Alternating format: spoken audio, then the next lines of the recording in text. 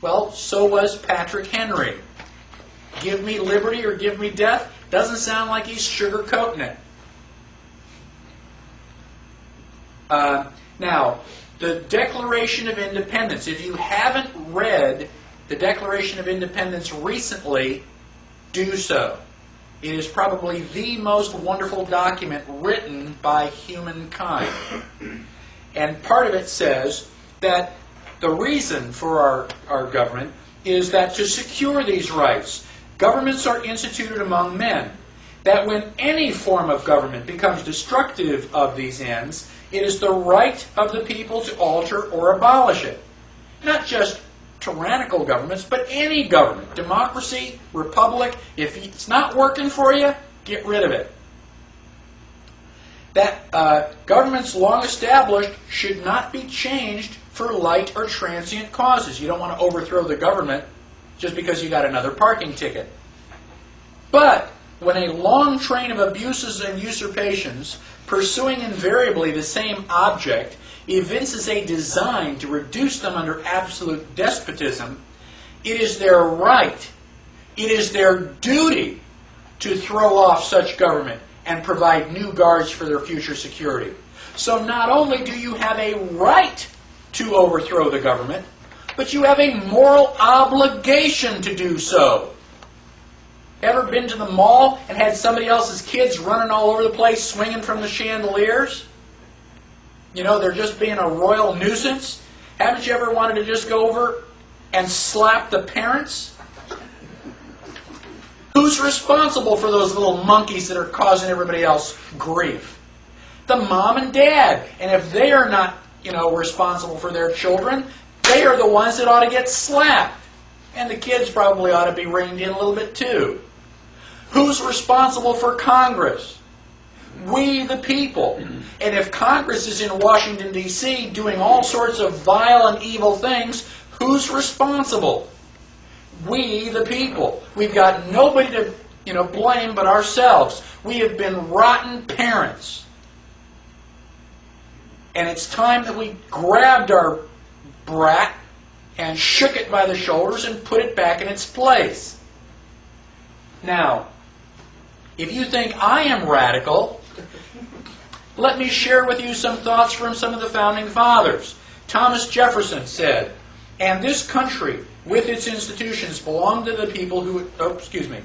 Thomas Jefferson. "And what country can preserve its liberties if its rulers are not warned from time to time that this people preserve the spirit of resistance? Let them take arms.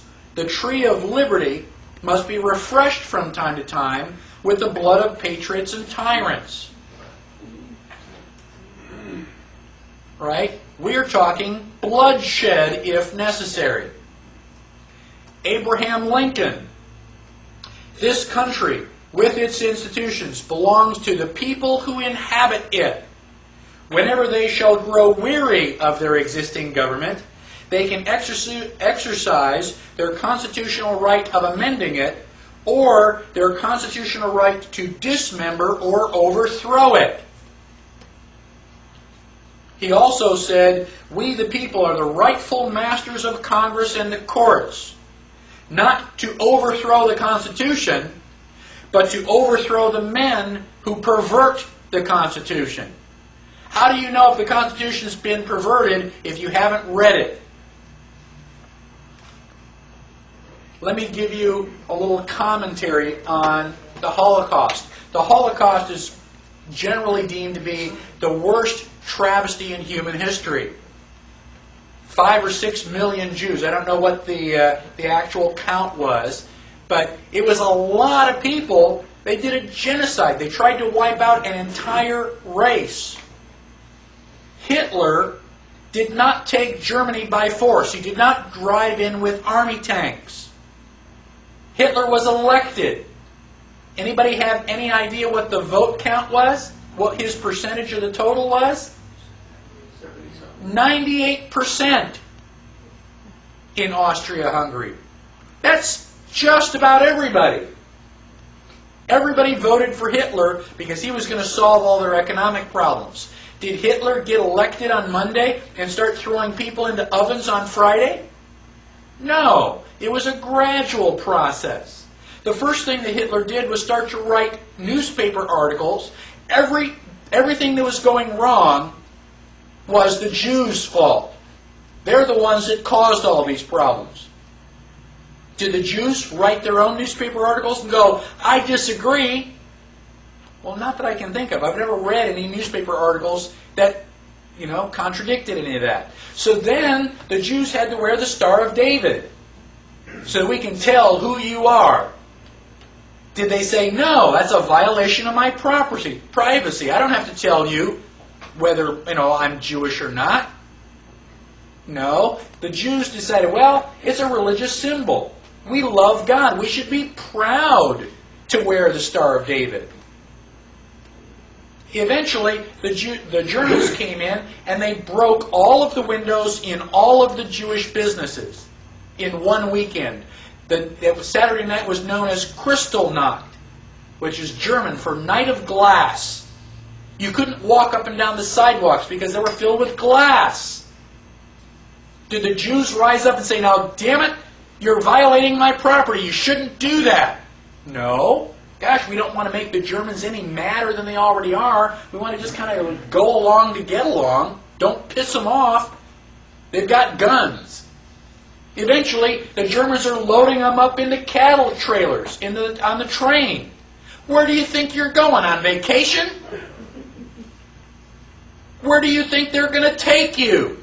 Well, now you're cold and naked and they're walking you into the ovens where you're going to go to mass execution. Is it time now to raise your hand and say, I tend to disagree with all of this? Bang! You're dead. It's too late to complain. You should have complained at the beginning when you at least had a chance. My question to you, and I don't expect you to answer it, just think about it in your head. How bad do things have to get before you do something? Do they have to take away all your property? Do they have to license every activity that you want to engage in? Do they have to be throwing you on cattle cars before you start to say, now wait a minute, I don't think this is a good idea? How long is it going to be before you finally resist and say, no, I will not comply? Period. That's a different answer for each person. Ask yourself now, because sooner or later you're going to come to that line, and when they cross it, where you can say, well, okay, cross this line. Okay, now cross that line. Okay, now cross this line. And pretty soon you're in a corner. Sooner or later, you've got to draw a line and stand your ground, whether anybody else does or not. That is what liberty is all about.